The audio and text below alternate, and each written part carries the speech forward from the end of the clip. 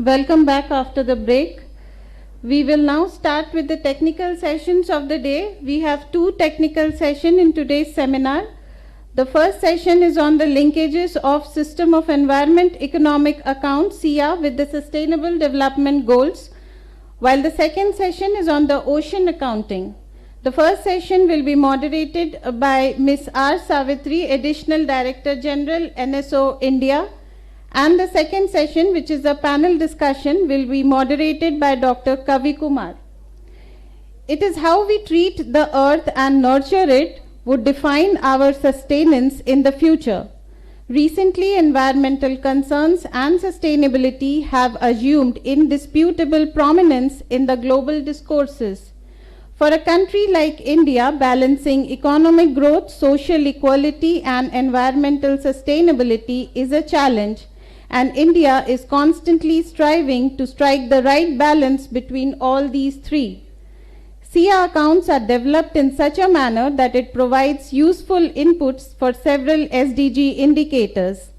In this session, we will be hearing more about the different linkages of SEEA and the SDGs, applications of SEEA in policy and decision making, and several other aspects. But before that, let me introduce to you Ms. R. Savitri, Additional Director General, Social Statistics Division, MOSPI. She is an Indian Statistical Service Officer of 1986 batch. In her current capacity, she is primarily responsible for work related to sustainable development goals, environment accounts, gender statistics, and other social sector statistics. Her vast knowledge and expertise in the field of energy statistics has helped NSO initiate the process of compilation of energy accounts in India. Prior to that, she has worked in Ministry of Human Resource Development, Ministry of Health, Ministry of Women and Child Development, DGCA, Economic and Statistics Division, MOSPI, in various capacities. Ms. R. Savitri will be moderating this session. Over to you, ma'am.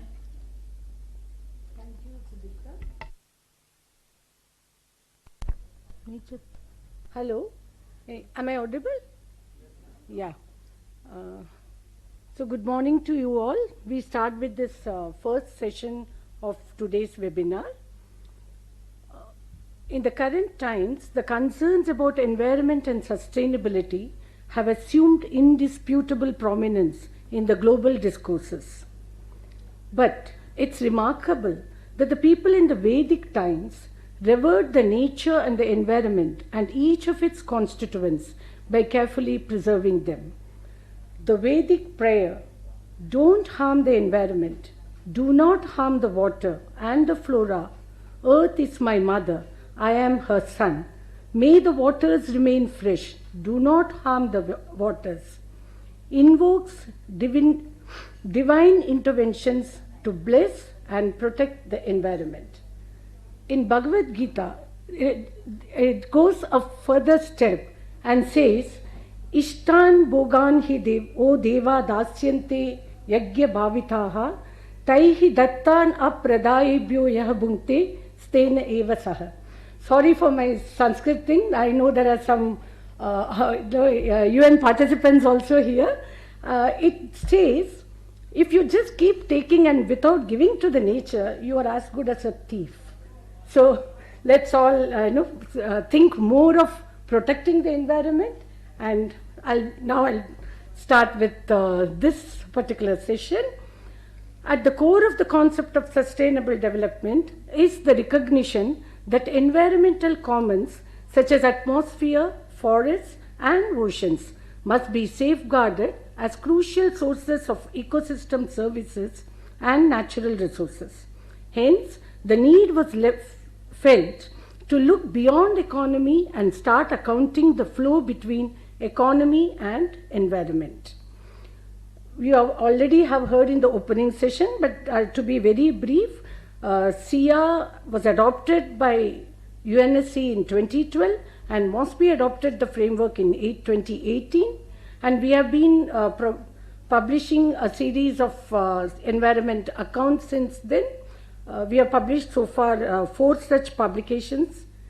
In order to expand the coverage of environmental accounts in India, NSO released the 5-year strategy for compiling environment accounts in India 2022 to 2026, following the SEEA structure. As most of you are aware, the Sustainable Development Goals adopted by the UN in 2015 integrates the 3 dimensions of development, namely economic, social, and environmental. SEEA can be the basis for the development of coherent environmental economic SDG indicators. There are several global SDG indicators that could be in part or completely generated by the SEEA.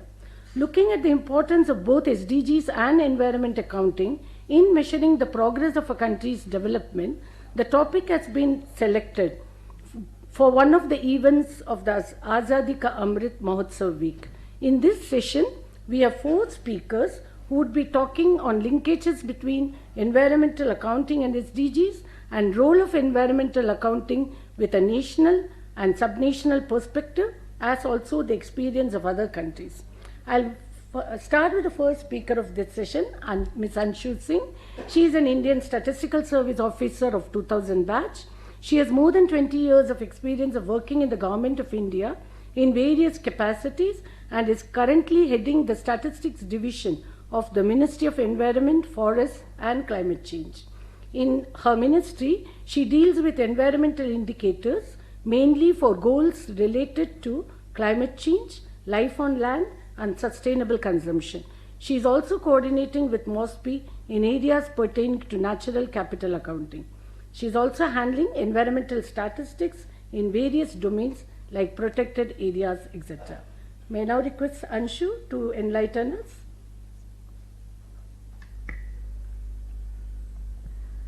Respected Secretary Sir, Savitri Ma'am, a guest from the World Bank, and Ms. Das Gupta from IEG, and all our esteemed participants in this seminar. I would like to give a small presentation on the linkages between the environmental accounts and the Sustainable Development Goals. So we have already understood the basics, and I would like to dwell upon that in a little detail.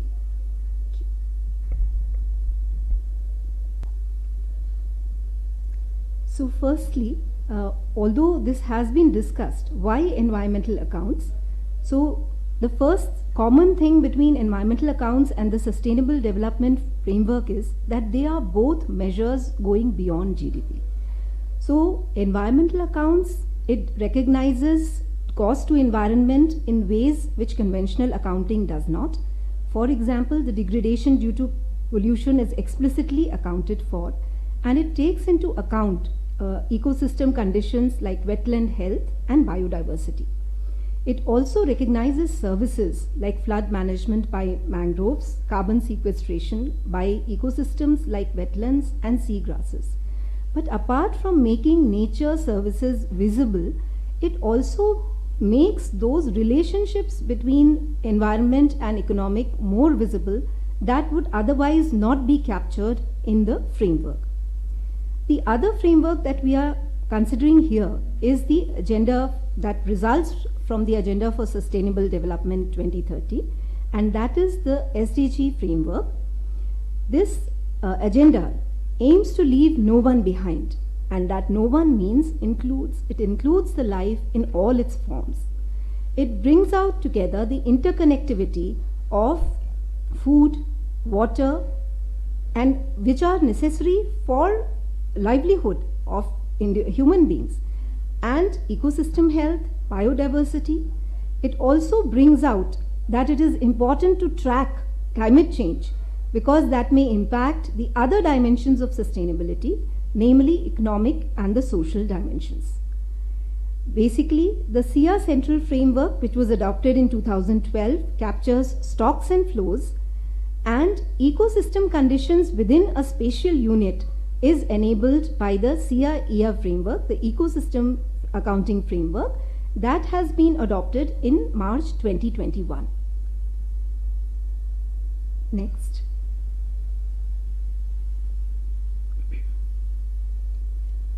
So here is a simple definition that SEEA transforms all the disparate economic and environmental information into internationally comparable statistics, and it is uniquely positioned to measure the progress towards SDGs. Next.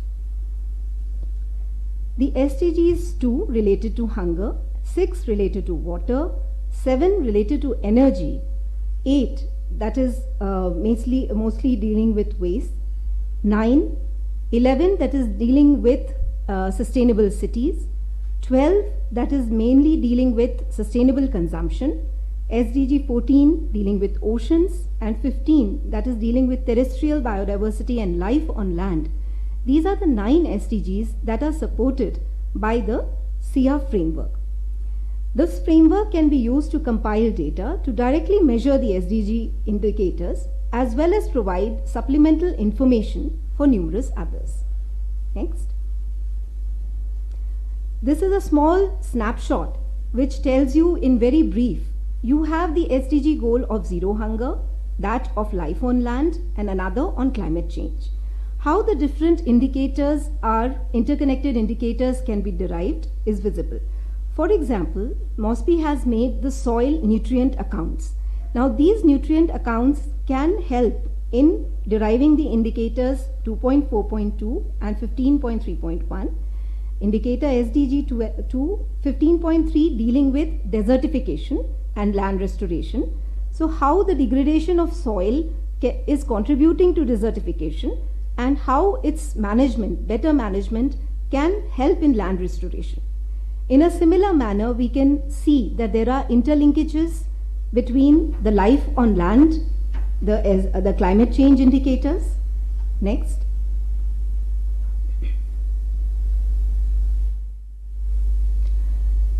SEEA is explicitly a part of certain SDG targets. If we take the indicator 15.9.1, please go back. Yeah, 15.9.1 Part B, this deals with integration of biodiversity values into the national accounting and reporting systems, and this has been defined as implementation of SEEA. Thus, implementation of SEEA per se becomes a way of measuring and monitoring progress towards this target. Similarly, if you take the indicator 12.B.1 that deals with sustainable tourism, then the development of tourism satellite accounts themselves becomes a way of measuring progress towards this target. The indicator 12.B.1 is the implementation of standard accounting tools to monitor the economic and environmental aspects of tourism, and hence tourism satellite accounts will, this indicator can be derived from the tourism satellite accounts themselves. Next. If we take a simple accounts, that is forest accounts, both in terms of extent and the ecosystem services of carbon sequestration, etc., we can see how so many other indicators and targets are covered by them. If we take SDG 2 dealing with hunger, the nutritive value of wild plants for indigenous people that can be captured by the non-timber forest produce component of the forest accounts can contribute to measuring this target. Similarly, the water provisioning services of forests that can be captured, and it can help in showing movement towards the SDG 6 target. Sustainable timber harvesting monitoring. The moment data systems are in place and this is captured, then we have one of the components of sustainable consumption and production under SDG 12 that would be covered. Similarly, if we have the carbon stock account of forest, which measures carbon dioxide removal and the regulation of climate services, we can thus assess how there is a slowdown in the pace of climate change, and there is a contribution towards movement to SDG 13, which deals with the impact of climate change. Again, forests are the preserves of biodiversity and they protect other terrestrial ecosystems within their confines like wetlands, and hence they contribute directly to the SDG 15 target. Mangrove ecosystems as part of forests safeguard the coastal ecosystems and marine life and can show a movement towards SDG 15. So, properly prepared, comprehensive environment accounts of forestry can give you indicators of so many goals simultaneously. Next. The aspect of compensatory afforestation fund management has been touched upon, and the different components of which contribute to compensatory afforestation have the net present value. Now, net present value can also be derived from the forest accounts, and this basis can become a basis for the revision of NPV. Next. Now, the carbon stock of forests, if we take the target 15.2, which is sustainable forest management, then we have two things. One is the carbon stock of forest is the basis of the carbon sequestration service, and the data on this stock also constitute the basis for the indicator on sustainable forest management. Next. Now we come to the coastal ecosystem accounting, in which Ministry of Statistics is taking great initiative. The National Center for Sustainable Coastal Management in Chennai has already studied stock and assets of various land cover ecosystem functional units in these ecosystems, and they have used models like ARIES and INVEST to develop methodologies to quantify carbon sequestration, the coastal vulnerability potentials, and nutrient retention capacities of these units. NCSCM has applied the SEEA framework in coastal areas. The values that are derived from these areas are being taken into account while granting coastal zone clearances, and thus we are having policy making, we are having the impact of these coastal accounts being used for granting clearances and hence a part of policy. Next. In a similar manner, considering the importance of tiger reserves for biodiversity conservation, a pilot study was commissioned by the National Tiger Conservation Authority for economic evaluation of select tiger reserves. So the institutions IIFM and the Center for Ecological Services Management collaborated and published these studies biennially from the period 2015 to 2019. They have brought out the value of the benefits, which has come to almost rupees 1.14 lakhs per hectare annually. In fact, these studies have also brought out the cost of reconstructing a tiger reserve ab initio, and that is a sizable amount. Next. So in this study relating to tiger reserves, there was a valuation of the tangible benefits like employment generation, agriculture, non-wood forest produce. But the report takes into account services like gene pool protection, sediment regulation, pollination services, water provisioning, nutrient recycling and retention. So it has brought to our notice how valuable nature is and why protected areas like tiger reserves are important. Next. Going forward, there is a movement towards energy accounts being undertaken by MOSPI, and that will have a direct movement, it will show a direct movement in the sphere of SDG 7, that is ensuring access to affordable, reliable, sustainable and modern energy for all. Next. Similarly, water and waste related accounts, MOSPI has made water quality accounts in 19 and 21, which describe the quality of water resources, and these are assessed based on the quality for surface water, groundwater, coastal and marine water. Residual accounts are being attempted for the first time. Next. So these water quality accounts, not only are they telling us about SDG 6, not only they help us with these indicators, but they also help us in monitoring the progress and commitments which we have made in the multilateral environmental agreements, which are under the UNFCCC, the Convention for Biodiversity, the Ramsar Convention. Similarly, waste accounts and residual accounts which are being compiled will provide us data for our commitments under the waste-related conventions, Rotterdam, Stockholm, Basel and Minamata. Next. So with that, I come to the end of the presentation. I have tried to bring in the SDG indicators that can be derived from the accounts. Thank you. Thank you. Yeah. Thank you, Anshu. It was a really short and brief presentation, clearly bringing out the linkages between SDGs and the SEEA accounts. Our next speaker is Dr. Purnamita Dasgupta. She is Chair, Professor and Head at the Environmental and Resource Economics Unit, Institute of Economic Growth, Delhi. Her expertise include research on valuation of ecosystem services, climate change adaptation and mitigation, econometric applications to environmental concerns, and health economics. She has published widely in international journals and books. She is and has been a member for several committees for the Government of India and international organizations. She will speak on implementation of environmental accounting in decision making, a national perspective. Over to you.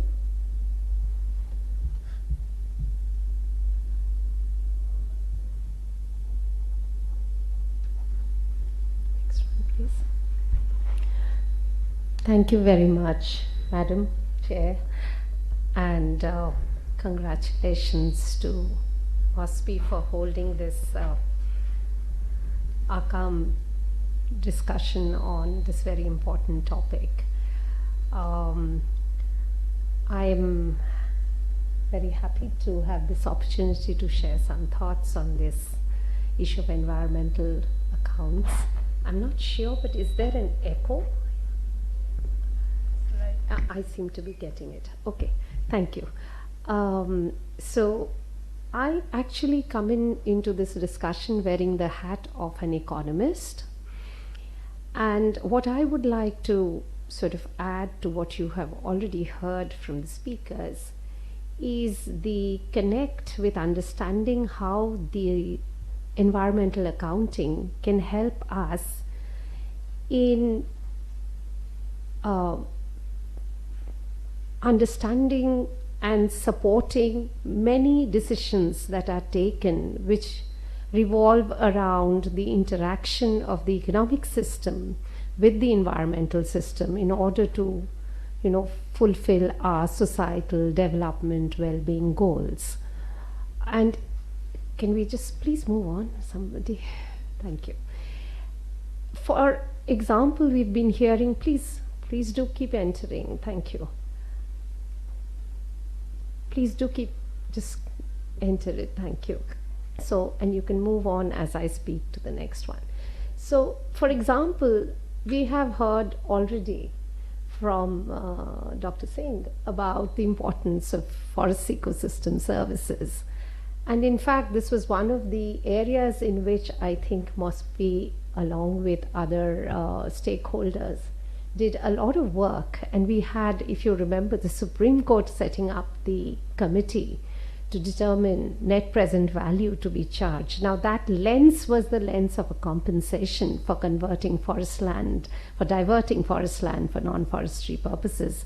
But it was in some sense a recognition of the fact that our ecosystems and the services that they provide have immense value. And I think there has been a lot of effort, next one please, on this that has gone in on this subject over the decades. There have been many methodological developments. There has been both substantial support from within the country, from MOSPI and other agencies, more recently also from the CAG's office, on trying to understand how best these environmental accounts contribute to our understanding of our economic system. Because the fact is that our economic system also has to be a sustainable system. And as a country, we are heavily dependent on natural resources. We are well endowed with natural resources. And therefore, we need to be able to see what is happening to these resources and to be able to account for them, to understand them so that we can optimize our production, consumption, resource utilization over a time period where we see these benefits flowing to just not our society, us, but also to the future generations, right? So we want to ensure that optimization in resource utilization takes place. We want to ensure the benefits of those flows. So that's from a purely economic hat, wearing that kind of a hat. And we know that there has been, India is seen as some sort of a leading example in this region in trying to put forth that perspective, as well as doing something on environmental accounting. We've had CSO sponsoring the 6 pilot studies in different states. Maybe ma'am will remember, you may remember, that was also a pioneering activity. We had forest accounts, water accounts that were done. Later we had the national level committee set up. I think the Parthadas Gupta committee was it. And then many other such initiatives did come up. And today we are cited in the global assessment of SEEA as a stage 3 country in terms of implementation as per 2021 data, which is where we are doing regular compilation and dissemination of our environmental accounts.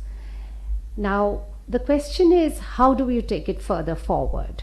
How we do more, right? Because that is what we want to do. We want to keep setting an example for us and understanding with confidence what is happening to our resources, as well as trying to provide leadership. Is this an opportunity also for us to be really smart? And I'm reminded of a recent seminar, an Akkam lecture, in fact, that Dr. Samantha gave at our institution, and where he spoke about the use of AI. And it was fascinating. And I started thinking, is this an opportune moment for us to really also be able to take forward environmental accounting using the plethora of tools and methods that are today available globally? Can we go to the next one, please? So I'm going to just skip this because I think everybody knows about it. The idea being simply to say that why the SEEA framework, while there are many frameworks available globally for implementing environmental accounts, the SEEA one is not only just a UN internationally agreed framework, but it makes a lot of sense in terms of being able to tie in and has shared many similar concepts with the standard system of national accounts. So it doesn't upset things. It does not create a great deal of, shall I say, differentiation or and impact adversely our existing system of national accounts. Your GDP is still going to be there, but you're also maybe heading towards different forms of understanding what happens to this GDP when you start accounting for natural resources. So there are many ways in which adopting environmental accounts can help us strengthen our understanding of our assets. Next, please. So for instance, it is also the case that we value, right? We know that we value we value manufactured capital, we value financial wealth. So, I mean, the World Bank had this pioneering efforts across the globe to help us realize the case for what it earlier called genuine wealth and genuine savings. And then moving on to the understanding that, hey, your natural capital accounting is important, and that you have to that there is wealth in your natural resources. So 2 points. One, our ecosystem services, our natural capital gives us a lot of values which are economic values and social values. So they are important in their own right. Secondly, that they are extremely well integrated with the concept of wealth for the economy. And that's also a reason for doing natural capital accounting. And thirdly, the derivative is SEEA is one way. It's only one step in this whole process, but it is one big, big way forward, using internationally agreed methodology, integrating with established methodology of system of national accounts, which we are very comfortably doing in this country for years and years together, to be able to integrate with it and carry forward environmental accounts. Please, we'll skip this because these are more technical stuff on how we go about it. And next one, please. So another point that I wish to now flag is, so when we really go about environmental accounts, we know there are two steps. One is the physical accounts, getting all the biophysical data in place for natural resources and the interactions, transactions, activities, as we call them in technical language, with the economic system or the social system. But in that accounting process, in understanding all the interactions that go on across the biosphere, the economic system, and the social system, what we do understand is that in a large number of instances, the biophysical data is also not in place, especially as you start downscaling from the national level to the local level. Whereas for implementation and effective action, what policymakers are often looking for is grounded data, on the basis of which actions can be proposed, effective implementation can be done. So there are two steps to the SEEA, to a successful SEEA. One is to get all your biophysical data in place. The next step is to monetize these values, right? So there are two steps. And it is very often, as an economist, I often come across this argument that I'll wind up in 5 minutes. Is that okay? As an economist, I often come across this argument, you economists value nature. You do an injustice to nature. You cannot value nature. There are so many services that we cannot value. I constantly hear that. And I accept that. That's perfectly true. But at the same time, there are also biophysical data that are equally difficult to track. Think of oceans, for instance. Defining boundaries, defining units can be extremely difficult. Similarly, we had the same hat when we first started looking at forest accounts. But hey, look where we are now. We've managed to reach somewhere, isn't it? And we are so proud of our achievements in that context. So I would say both biophysical and monetized or economic values of the stocks, the flows of environmental resources is something that we can work with. State-of-the-art methodologies are available. It's doable. Let's wear that hat for a moment, that we can do it, we can move forward with it, and we can do it in ways that are complementary to our developmental trajectories, to our aspirations as a society moving forward. There are, next one please.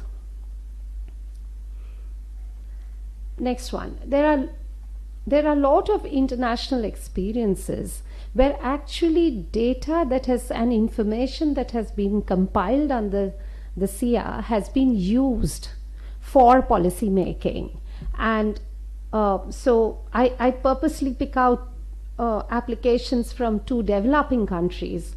Guatemala for its forest accounts, which influenced many rules and laws which came into being on timber licensing, on strategies for production and use of fuel wood. And Botswana, next one please, where the water accounts, right, contributed hugely to the understanding of where is the maximum value added per cubic meter, which sectors across the country, what services used water and how.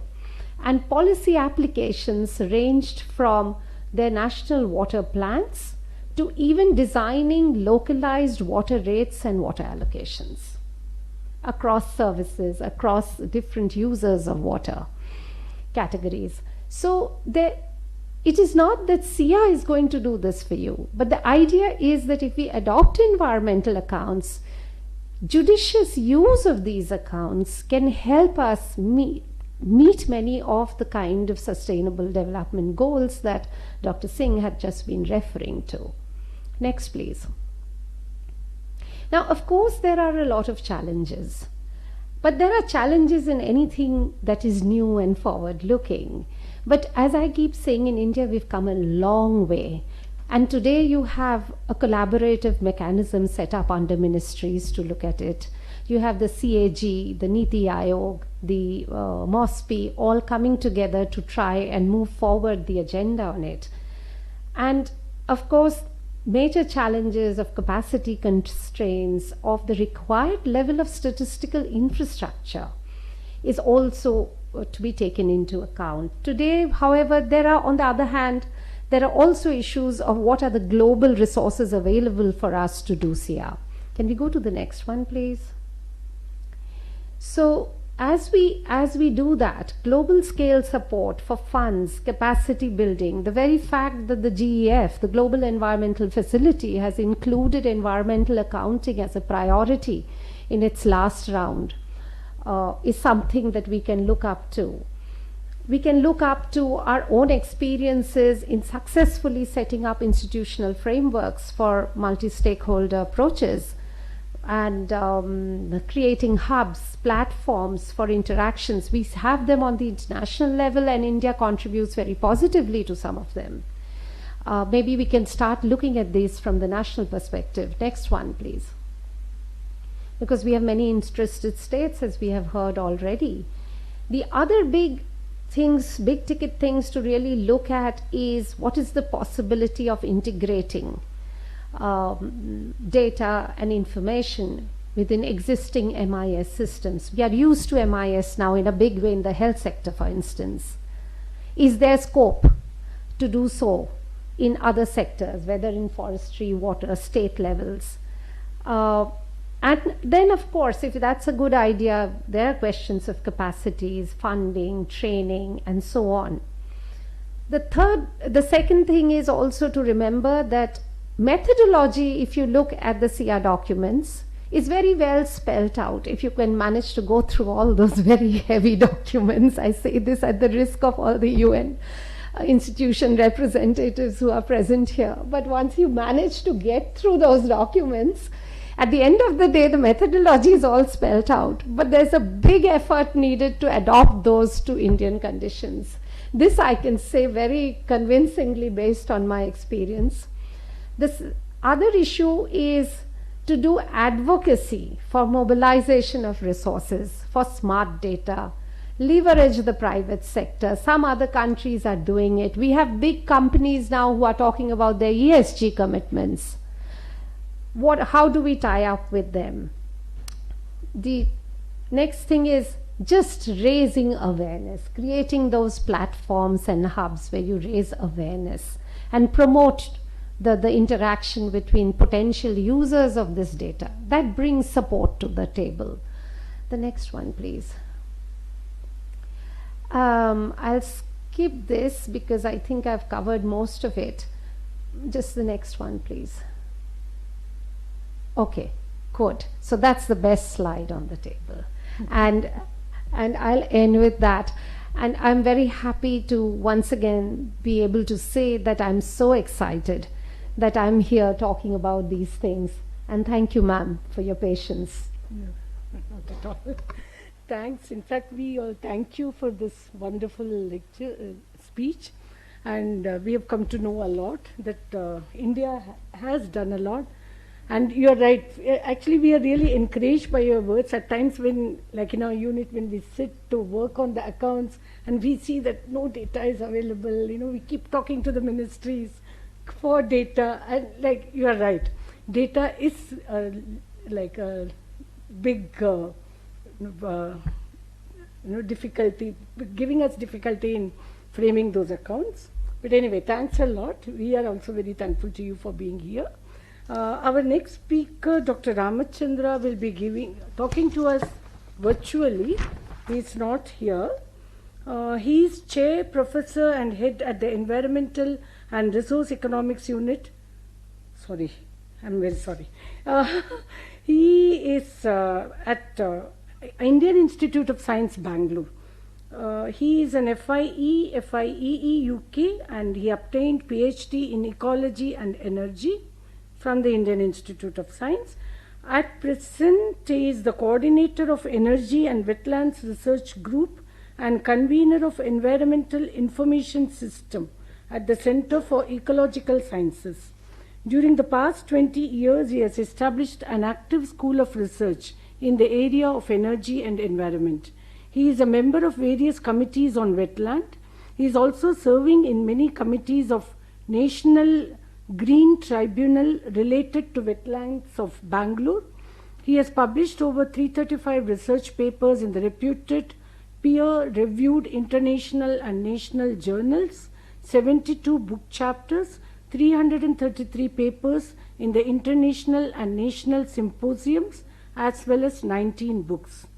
Dr. Ramachandra features in the recent global ranking of scientists of top 2% scientists. May now request Dr. Ramachandra to talk on the linkages of environmental accounts with policies at subnational level. Are you able to connect him? Yeah. Dr. Ramachandra? I think we are not able to hear you. So I think maybe you are muted. He's speaking, no? He's speaking, yeah. No, it is not muted. Okay. Shall I start my presentation? Sure. Now Ruchi, we are able sir, to. are you there? Yeah. Yeah, am I audible to all? Yes, sir. Madam Ruchi, am I audible to everyone? Yes, sir, we are. Okay. Yeah, thank you very much. And today I am presenting the work what we have done in Karnataka as far as the environmental accounting is concerned. I will bring out the linkages to the policies at the Karnataka level or the regional level. Now, when you look at the ecosystem, we get the various goods and services from the ecosystem for the human well-being. This we broadly call them as a provisioning, regulating and cultural services. The value of the ecosystem services, including the degradation cost, need to be understood for developing the appropriate policies towards the conservation and sustainable management of the ecosystem. That is where I have a problem with the GDP, the gross domestic product, which does not account the degradation aspect cost of the environment when we talk about the development. What we need to understand is development at what cost. If it is degrading the natural resources and if our children are deprived of the clean water and air, I would say we should not adopt that kind of developmental path in the country. To minimize the degradation, we need to account the degradation cost in GDP, that is called GEP. As far as Karnataka is concerned, we have done the natural capital accounting and the valuation of ecosystem services of the terrestrial as well as the aquatic ecosystem. And we have also talked about blue economy, which this exercise involves assessment of the ecosystem extent and the condition account, then valuation of the ecosystem services, then the asset accounting. So we followed the SEEA protocol. This has been deliberated a few minutes back by the Madam Anshu Singh. So I will not get into the details of that because considering the time constraint, our report is available online. Now when we look at how we proceeded, we use the big data to assess the ecosystem extent. We launched the satellites way back in the 70s, and every 21 or 30 days interval we get the data. The multi-resolution data helps in natural capital, the assessment, the extent, and also the condition to some extent. And whatever the data we get through the remote sensors are nothing but the set of numbers which reflects the condition of the ecosystem. And we have used the other collateral data to analyze the remote sensing data like Survey of India, the topographic map. Then the other at the ground level, we have collected the field data using the GPS, the global positioning system, and also today you have virtual data, Google Earth. We have used that, and finally we have done the classification, and we have used the latest state-of-the-art technology to classify this data. We have used the artificial intelligence, the algorithm that are there, like the random forest and the maximum likelihood classifiers, and of course these are all the machine learning algorithms. Now we have also predicted what is going to happen in 10 years from now. We have used the hierarchical, the fuzzy analytical hierarchical modeling for that, and I will be touching on that when I proceed towards the modeling. With this, let us look at the results of this one. This gives the Karnataka state how the things have changed from 1985 to 2019. when this protocol was developed by SEEA, they wanted to do the pilot testing in the country. Through MOSPI, they approached us to with a request or suggestion asking us to do it for the 10 districts. But because of the COVID, since we were not moving, we were most of the time in the lab. My team could do it for not just for 10 districts. We did it for the entire Karnataka of 30 districts. Probably this is one project that has benefited because of the COVID, unfortunate COVID. Of course, we saw many calamities, many deaths in the system, but as far as the scientific progress is concerned, our team they could deliver it for the 30 districts. And when you look at this data, what it shows is that there has been a degradation in the ecosystem. Environmental, the evergreen forest, which is 7.45% in 1985, has come down to 5.68%. Or the marsh deciduous forest, which is 5.71%, it has come down to 4.12%. See, when we analyze the remote sensing data, these are the pictures of the earth. It doesn't, they give the, no one can lie with the data. That is the advantage of the remote sensing data. Now,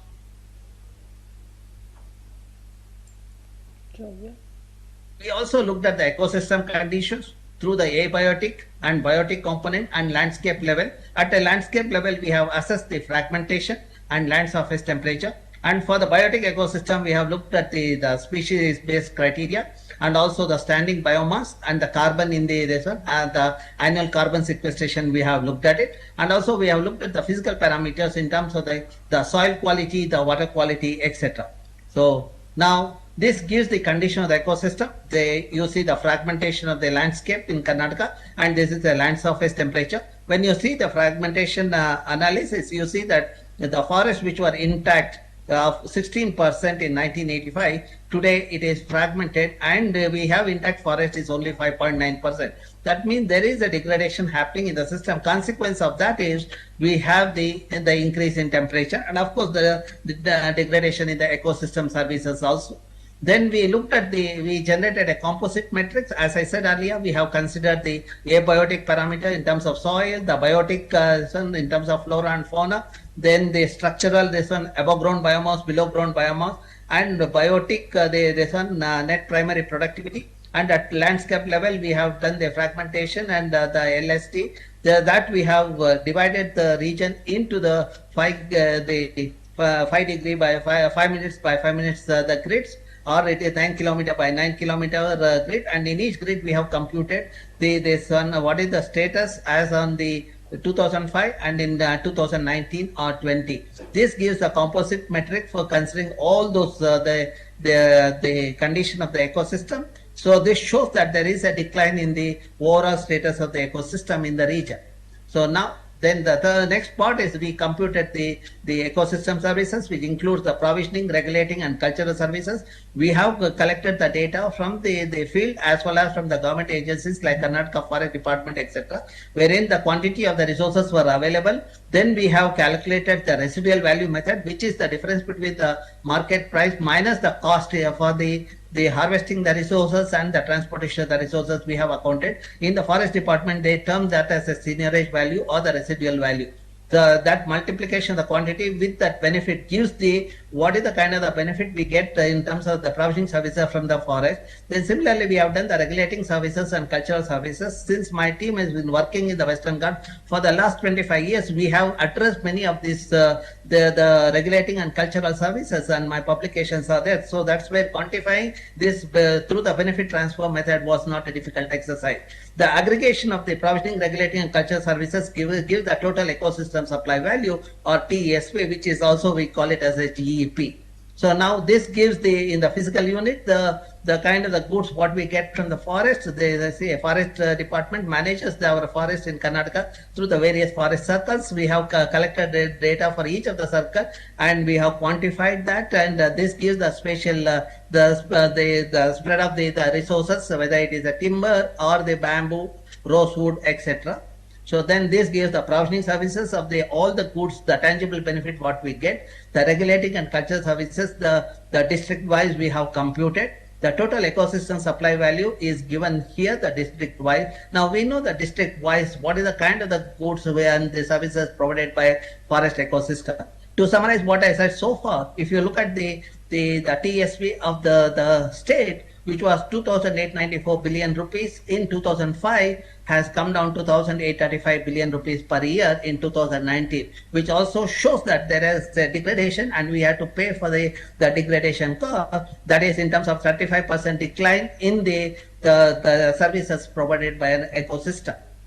So this gives the forest and agriculture, the share wise, this one, as I said earlier, the kind of the benefit what we get from the ecosystem. You see that 1,835 billion rupees per year by the forest ecosystem, and 1,077 billion rupees per year is from the agriculture ecosystem, and the total from the forest and agriculture, which is the terrestrial ecosystem, is about 2,912 billion rupees per year. So then we also calculated rupees per hectare per year, which gives the provisioning, regulating and cultural services. This also helps when we assess what is the compensation to be paid to this one when we divert the project for various developmental activities, the per hectare values, and of course we have to compute the NPV of that. So that is what we have done. The net, the present value of this one for the during 2005 to 2019, our the ecosystem, the terrestrial ecosystem, the worth of is about 73,000 billion rupees in 2005 at 2019 price, and today at 2019 it is about 47,000 billion rupees. That shows that there has been a 35% decline in the asset value because of the degradation of the ecosystem. Then we also try to visualize what is the likely scenario in 2033. We have the 5 scenarios: business as usual, agent-based scenario, then reserve forest protection, afforestation, and sustainable development policy scenario, which is a combination of reserve forest and the protection as well as the afforestation scenario. So we have used the hybrid fuzzy analytical hierarchical process for the projecting or visualizing what is the likely changes that is happened in the landscape in 2033. Now these are the constraints and these are the agents we have used for modeling, and this gives what is the likely land use in 2033 under the scenarios, various scenarios. This is the sustainable development scenario. When you look at among the 5 scenarios, the SDP scenario seems to be the more apt for the regional level. So that means we need to do the reserve forest protection. At the same time, we need to take up the afforestation of the degraded landscape to sustain the resources in the landscape. You know, the afforestation with the native species of the flora certainly will help in retaining the water or the water resources. Along with that, we also get the tangible goods like the fruits and the other things. Okay, this gives the likely the services at 2019 price under the 5 scenario that is going to be, and this highlights that SDP scenario is the most appropriate one. That is what we need to adapt for in policies. So then with that, let me move to the wetland, the aquatic ecosystem. So we have done the detailed study in the some of the wetlands, which are in pristine state as well as in the polluted state. When in the pristine state, for example, the worth of the wetland is about 10,500 rupees per day per hectare in the form of fish, fodder, agriculture, etc. Whereas when it is polluted, the worth come down to 20 rupees per day per hectare. Now, when you look at this, the degradation, the people like the fishermen, washerwomen, then the agriculture, the farmers, these are the people pay for the degradation, whereas people like us, we pollute the ecosystem. Now we have tried to compute the wetland services with the kind of the detailed field investigation, and with the other data compared from the various other sources, we computed provisioning, regulating and cultural services as we did in the case of the terrestrial ecosystem. Now when you look at this ecosystem, this one, you see that the provisioning services amounts to about 49 billion rupees per year, while the regulating services from the water bodies amounts to 196 billion rupees, and cultural services about 37 billion rupees per year. And total ecosystem supply value is about 284 billion rupees per year. And if you look at the asset values of the aquatic ecosystems or the wetlands, is about 7,320 billion rupees. So probably in the country, Karnataka is the only state where the accounting has been done for both the terrestrial as well as the aquatic ecosystem. Now when you look at this one, we have also tried to look at the valuation of the coastal ecosystem. We have looked at the kind of the goods what we get. For example, in Karnataka, we have a estuary called Aganashni estuary, where there are about 7,000 families depend on the estuary for their livelihood. They get the fish, the fodder, they get the sand and salt, which is about 10 lakh rupees per hectare per year. That is the worth of the blue economy or the coastal or the estuarine ecosystem in the region. And we are trying to see that with this kind of data, trying to see that whether the Aghnasni estuary could be included as or tagged as the Ramsar site of the international importance. So now the people who are interested, our reports are available online at this location. So you can download our report. As of now, we have put the valuation ecosystem services, while the extent and condition report will be uploaded soon as our internal committee reviews and give the green signal for uploading on the net. And we could do it because of a bunch of youngsters, mainly the Bharat Sachur, Dr. Vinay, Dr. Bharat Aitar, Dr. Sinsi and Dr. Asulva. These two have worked on the aquatic ecosystem, while the Bharat Sachur, Vinay and Bharat worked on the terrestrial ecosystem. Thank you very much. This project was funded by the EU and it is implemented through the MOSP and the Ministry of Environment and Forest. And I thank everyone for this one. If there are any queries, I would be happy to answer. You can contact me through the email also. Yes, madam, I have completed the. Okay. Thank you, Dr. Ramachandra, for this very enlightening presentation. Actually, Karnataka is maybe the only state which has gone so far with regard to environment accounting. Of course, we have the other states also attending virtually, and I hope they all benefit from your presentation. There was just, I think, one query in the chat box for Dr. Ramachandra by ZSI. If you could share us about algorithm used for aquatic ecosystem. So maybe you can take up with them, Dr. Ramachandra. So now we go to the last presenter, Pablo. He is a senior environmental economist with the World Bank based in New Delhi. Over the last years, he has prepared strategic multi-sector projects and delivered technical assistance to World Bank clients in South Asia, Latin America and Africa, including work on natural capital accounting. He holds a PhD from, I'm sorry if I pronounce it wrong, Wageningen University, and has more than 18 years of experience working with development organizations, private sector, government agencies and academia. He has a large number of publications on climate change and environmental economics to his credit. Mr. Pablo, may I request you to share with us your knowledge? Yes, good morning, everyone, distinguished participants and speakers. First of all, many thanks for this invitation, and congratulations to all the excellent work you have done over the last decades. I think you have really set the bar very high for many other countries that are just starting on this to follow. So in this next 5 to 10 minutes, I will provide a very brief overview of some examples on natural capital accounting, particularly the work we have done with clients and how natural capital accounts inform policy making. I think one of the most important aspects is not just to look at the accounts, the numbers, to be accurate, etc., but really to be able to influence policy.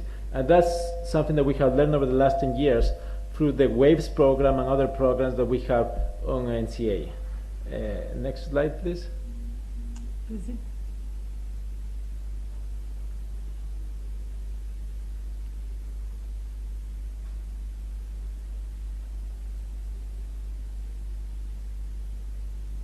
Okay, so I will talk about the use of accounts in the policy cycle, the country examples, and some forward-looking ideas.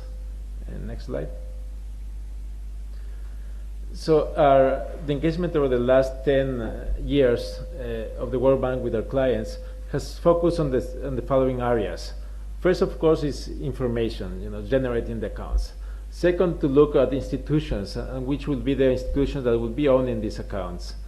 Third one will be on developing tools and help to enhance capacity. So there has been a lot of work on the modeling, tools, assessments, and so on. And fourth one is decisions and policy impacts, which is what we're going to focus now. The work that we have done in the World Bank, also, of course, we want to influence our country programs to be more focused on environment and climate change issues, to be more relevant to our clients. And also we're using are financing instruments like development policy operations, investment project financing, and payment for resources scheme. So now let me explain a little bit this scheme, which is the actual implementation or the actual use of accounts in the policy cycle.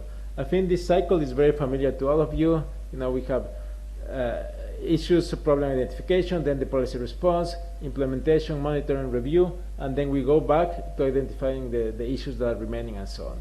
So if we take, for example, say forest accounts, so natural capital accounts, you can develop all the data needed to identify your problems. You know, the issues, what are the key issues? What's the rate of deforestation? What's the rate of land degradation, and so on. Then you use the accounts for the policy response. For example, if your policy response, you want to put some incentive scheme, payment for ecosystem services, financial transfer, etc. Then you can use your accounts to help with your models. For example, you can be using CGI models, etc., to look those macro level implications. Then during implementation monitoring, of course, you also use your accounts to see how what are the changes over time, and then this can help you again to go back to the new issues that come after your policy cycle is complete. Next one. So on the practical aspects, let me just present 3 or 4 examples of our work.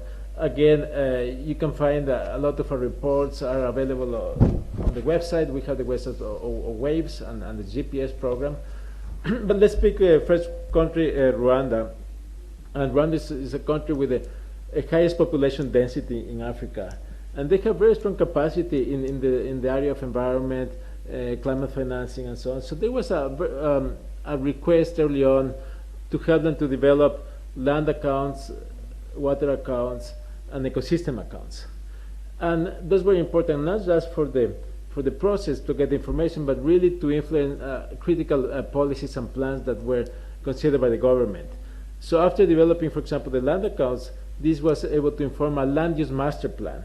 And again, the land use master plan for Rwanda is very important because of the very high population density. So you really need to think about the next 20, 30, 40 years, you know, what was the urbanization patterns, areas for agriculture, areas for forestry, areas for urban, etc.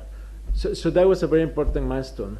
On the water accounts, as a result of the analysis, this generated momentum at the Prime Minister's office, and then they created a water resource board. In the past, there was not an independent institution for managing water resources. It was a little bit ad hoc by the Ministry of Agriculture, Environment, but then by getting the information from the water accounts, there was the setting up of this institution, and now they have about 100 people really dedicated in issues related to water resource management. The third aspect, there's also the government planning, the Vision 2050, so the long-term planning of Rwanda, so the accounts were able to fit into that process. So that's one of the country examples. Let's go to the next one. Indonesia, again, there were accounts, national land cover accounts developed. They were also for specific areas like Sumatra and Kalimantan, land extent accounts. There was a lot of analytical work on the watershed protection, ecosystem accounts and peatlands and so on. So there was a comprehensive program work with the Indonesian government, and something very important that came up from the accounts development was it was able to inform and provide data to the low carbon development initiative for Indonesia, which is something very important. You know, they were looking at the long-term planning from a climate perspective and green growth perspective. So that was a very important milestone.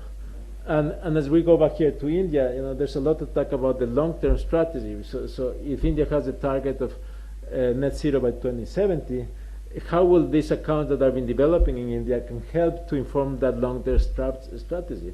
And I think this is something that needs to be thought already now, since the decisions that you make now can influence investments that last 30, 40, 50 years. There was a lot of ownership on Indonesia from the Bapenas, which is the Ministry of Planning. There was some decrees. A coordinating group for natural capital accounting was established, and so on. So this is an example again from Indonesia. Let's go to the next one. So Guatemala, Dr. Dasgupta, you already presented this, so it's good that we are coordinating. I think just to add on the forest accounts, they were able also to feed into the National Development Plan of Guatemala. And also on the implementation of policies, there's always the concept that we have tried a lot in South America, in Latin and Central America, which deals with payment for ecosystem services. That you, of course, you have been using it here as well. And then the forest accounts were able to inform incentive schemes, payment for ecosystem service schemes for forest recovery and reforestation. And this led to about 20,000 beneficiaries. Of course, this can be scaled up in the future and so on. Let's go to the next country. So Botswana was again already presented by Doctor. So I think the national was the master plan, and this was one of the first countries that we engaged from the World Bank. So there was again a lot of learning from this experience, sharing with others, and so on.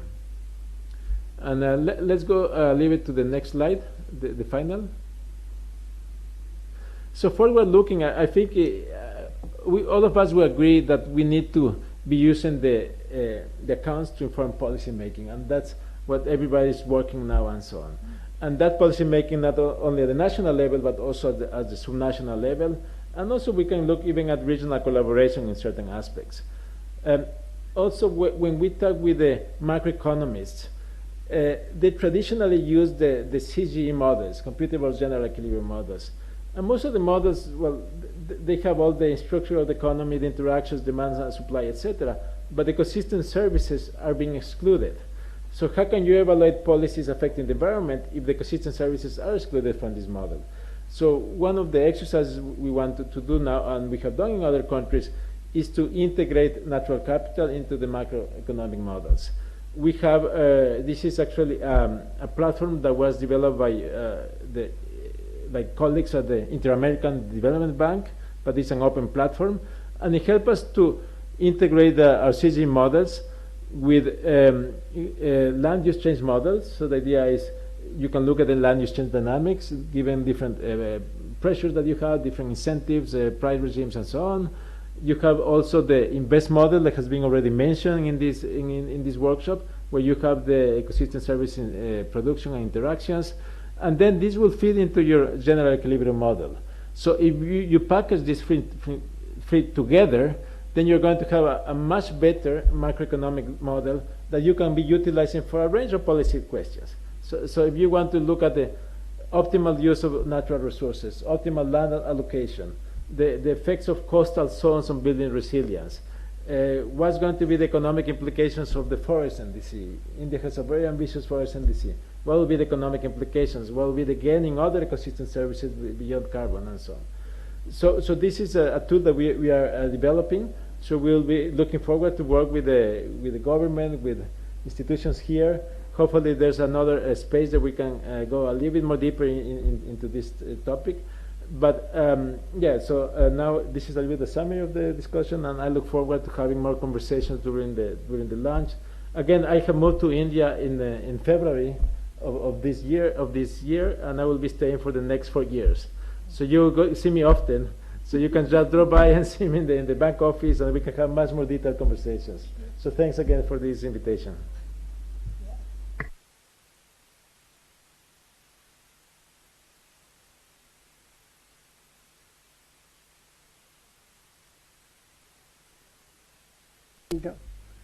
Using it in the policy making. Now we can leave the session open for some question answers. Anyone having? Yes. Yes, sir. Yeah. No, I have no question, but I thought I would feel my duty to answer by recognize or appreciate the kind of discussion on all the speakers brought on the table today, which are eye-opener to me. And also, I noticed a couple of things. Two speakers, in their example, countries which have many are common. You suppose the system that we are not concerned with environment accountant. So am I audible? Yes, sir. Yes. So my voice is still okay. I was a teacher some time back. Okay. So, so it shows that we are not only concerned, it is also in right expertise and hands of right experts, because they are really collective taking a views and vision they are having, and they are also giving the wisdom. And like Professor Ramachandran, Professor Dasgupta, and also Mr. Pablo also warned us, alarmed us, whatever we do, we should do it within 4 years. Otherwise, we are not getting to his service or his expertise. Okay. And also, it is also heartening to me to see our own person Angshu there. Okay. And I'm really happy that within Government of India also we are developing the expertise and own capacity. Of course, Savitri Madam also there, name goes without saying. She is also taking care of this. So I'm really benefited a lot. And I could see the broad perspective today from this session, that what is its linkage of environment and SDG.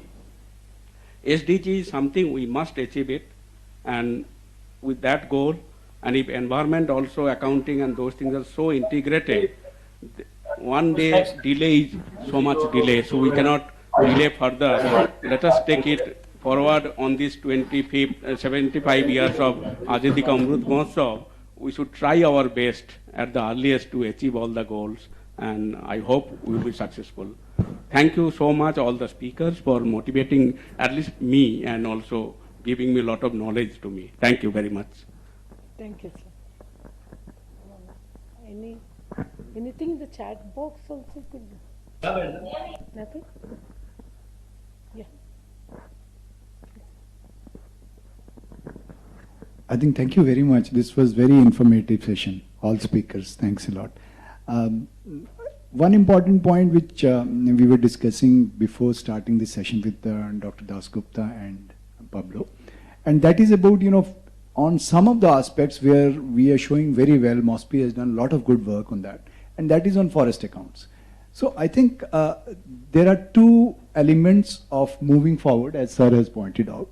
One is where you have really done well, and second, where you want to go ahead on other lines. I think this next session will be on the water accounts and other where we want to go further.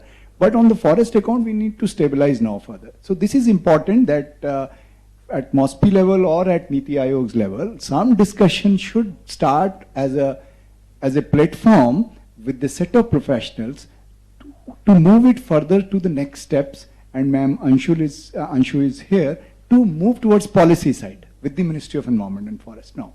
At least on the forest side and on the environmental economic side, it's very important that next step be taken. Some of the states have already shown interest. Karnataka just made a presentation, but Himachal has done initial start. Uttarakhand has announced their initiatives, and UNEP has done a lot of work there from analysis perspective. I think let's come together and start working on stabilizing that to the next step, to showcase that India can also become lighthouse in this. Not only the other countries, but we should also be shown there as international best practices.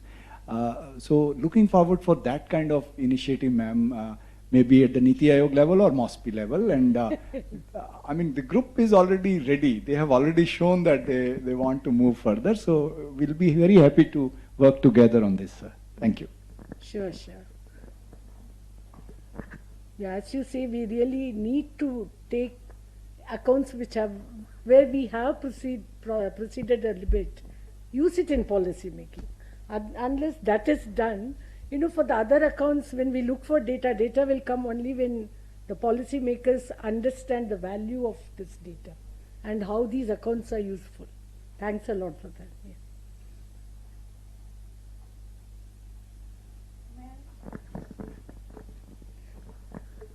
Yeah, first of all, congratulations to all the speakers for this very informative panel discussion. And Madam, I'm sure most of the colleagues would agree with me that, long back I was posted in Ministry of Water Resources, Central Water Commission. And at that time, I have been told to make, our team have been told to make an index of water quality.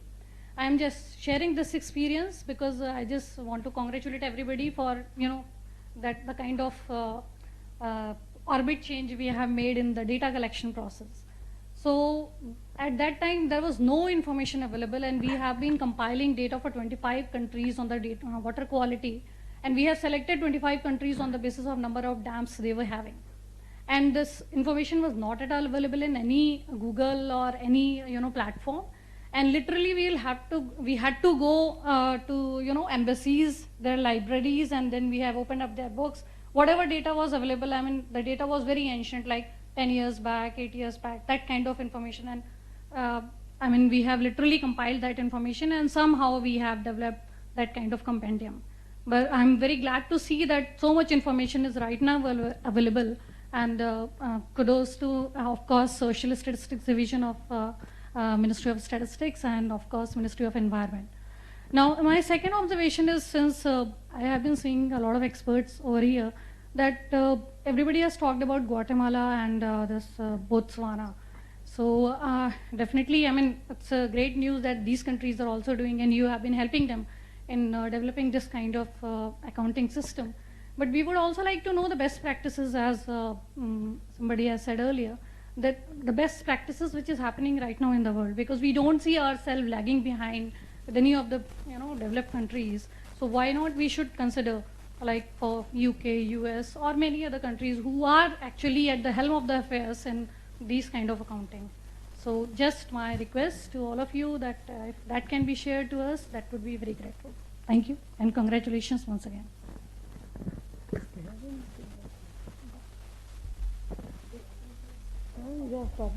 Yeah, well, no, thanks very much. Certainly, I think we have quite a large network of experts on NCA. I think from Canada, we can think about organizing a session where we can bring the people from Canada, people from the Netherlands, Sweden. We're happy to do that. I don't want to talk on behalf of other governments, but of course there's a lot of work, and I totally agree. I think what the examples that I presented is mostly because they are part of the World Bank programs, right? So we work with them, we help them with the accounts, but then we also have our lending programs and so on. But certainly I take your note, and we're happy to, if there's another opportunity, we can bring those experiences from the OECD countries, and we have that network available. Thanks. Yeah, actually, Netherlands is doing a lot, and we are, working with them to prepare our energy accounts and waste accounts. We are trying to understand from them what they have done. Maybe in some next session, we bring in participants from other countries as well. Now that the countries, world has opened up and people have started moving, so we can think of one such conference where we bring in experts, countries which are working in these lines. Yeah, sure. Yeah, sure. A very important point you flagged, and of course ma'am has already said that there are these collaborations that are ongoing. What I would just like to add is that the UN has its committee of experts itself who have been under the UNSD, who are actually meant to help all countries come at par and be able to actually do it. So there's an expert body which has been put together for this facilitation purposes under the UNSD itself. It's a global thing. Apart from this, there are also initiatives like the London Group, which is like a city's informal group, started informally, but they are also one large body which does, this sort of kind of capacity building and resource sharing for these purposes.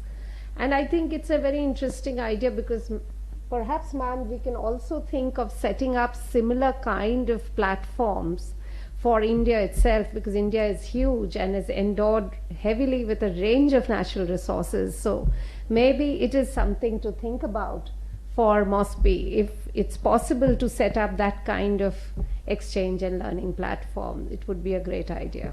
Thank you. Yeah. Just ma'am, I just wanted to inform you that India is India is the member of the UN SEEA committee, and regularly in touching with while developing the methodology for the various ecosystem account. And The first time India is also has been become a member of the UN SEEA Bureau Committee, which developed the several concept papers for discussion in the UN SEEA Committee and as well as the London Group for the Environment Accounting. Thank you.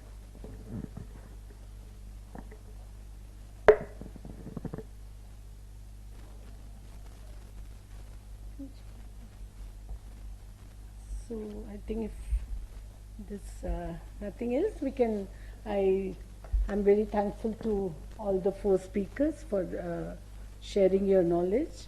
It has been very fruitful, and we will, start working in the directions that suggestions that have come from participants as well as the speakers. So, Sudipta, we can go to the next.